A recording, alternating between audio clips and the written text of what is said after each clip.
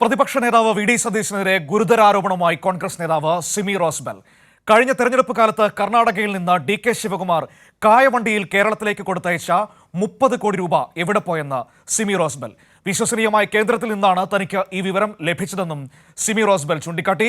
കോൺഗ്രസിനകത്ത് വനിതാ പ്രവർത്തകരിൽ പലർക്കും പീഡന പരാതിയുണ്ടെന്നും സിമി റോസ്ബെൽ ആരോപിച്ചു.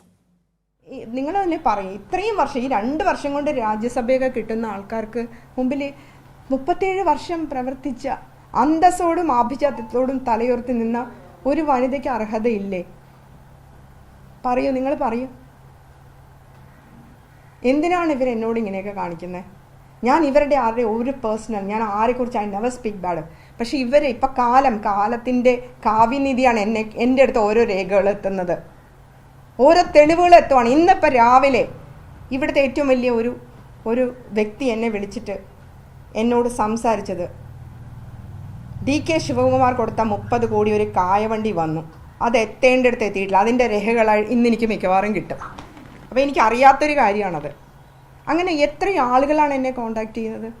അപ്പോൾ അത് അദൃശ്യമായ ഒരു കരം എവിടെയൊക്കെയോ നിന്ന് പ്രവർത്തിക്കുന്നുണ്ട് എന്നാണ് ഞാൻ മനസ്സിലാക്കുന്നത്. കഴിഞ്ഞ തെരഞ്ഞെടുപ്പിന് കർണാടകയിൽ നിന്ന് വന്ന 30 കോടി ഒരു കായവണ്ടിയിൽ വന്നു എന്നാണ് പറഞ്ഞത്, ഡീറ്റെയിൽസ്. അപ്പോൾ എനിക്ക് ഇവിടെ ചാനലുകാരൊക്കെ നിൽക്കുന്നു, അപ്പോൾ ഞാൻ ഫോൺ പിന്നെ കട്ട് ചെയ്ത്. എന്തൊക്കെയാണ് ഈ നാട്ടിൽ നടക്കുന്നത്? സാധാരണ ഇപ്പോൾ ജീവിക്കാൻ നിവൃത്തിയില്ലാത്തവർ മോഷണം നടത്തും, കളവ് നടത്തും, കള്ളക്കടത്ത് നടത്തും. പക്ഷെ കേരളത്തിൻ്റെ മുഖ്യമന്ത്രിയാവാൻ വേണ്ടി എന്തൊക്കെയാണ് കാണിച്ചു കൂട്ടുന്നതെന്ന് എനിക്ക് തന്നെ അറിയില്ല. ഇങ്ങനെയൊന്നും ആവരുത്.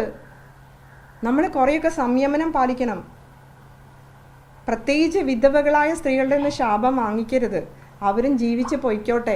ഈ പി വി അൻവർ ഒരു ആരോപണം പി ഡി സതീശനെതിരെ ഉന്നയിച്ചത് തെരഞ്ഞെടുപ്പ് കാലത്ത് മീൻവണ്ടിയിൽ കർണാടകയിൽ നിന്ന് പണം കൊണ്ടുവന്നു, അതുപോലെ സമാനം ഞാനിങ്ങനെ ടി വിയിൽ കണ്ടു, അത്രേ ഉള്ളൂ. പിന്നെ കുറേ സുഹൃത്തുക്കളും പത്രക്കാരും വെൽവിഷേഴ്സൊക്കെ എൻ്റെ അടുത്ത് പറഞ്ഞു. എനിക്ക് അറിയിപ്പൊന്നും കിട്ടിയിട്ടില്ല. വെല്ലുവിളിക്കുന്നു അദ്ദേഹത്തോട് തെളിയിക്കാനായിട്ട്, വെല്ലുവിളിക്കുന്നു. CPM ആയിട്ട് ഗൂഢാലോചനയുണ്ടെങ്കിൽ ഞാൻ ശിരസ് മുണ്ടനം ചെയ്ത് KPCCക്ക് സമർപ്പിക്കുന്നതാണ്. ലതിക സുഭാഷിനെ പോലെ കരഞ്ഞോണ്ടല്ലോ കേട്ടോ, ചിരിച്ചോണ്ട്. ഈ KPCCയിൽ നടക്കുന്ന കാര്യങ്ങൾ പുറത്ത് പറയാൻ കൊള്ളില്ല, ലജ്ജാകരമാണെന്ന് പറഞ്ഞു. അതിനെക്കുറിച്ച് അന്വേഷിക്കണം. എന്താണിപ്പോൾ അവിടെ നടക്കുന്നത്?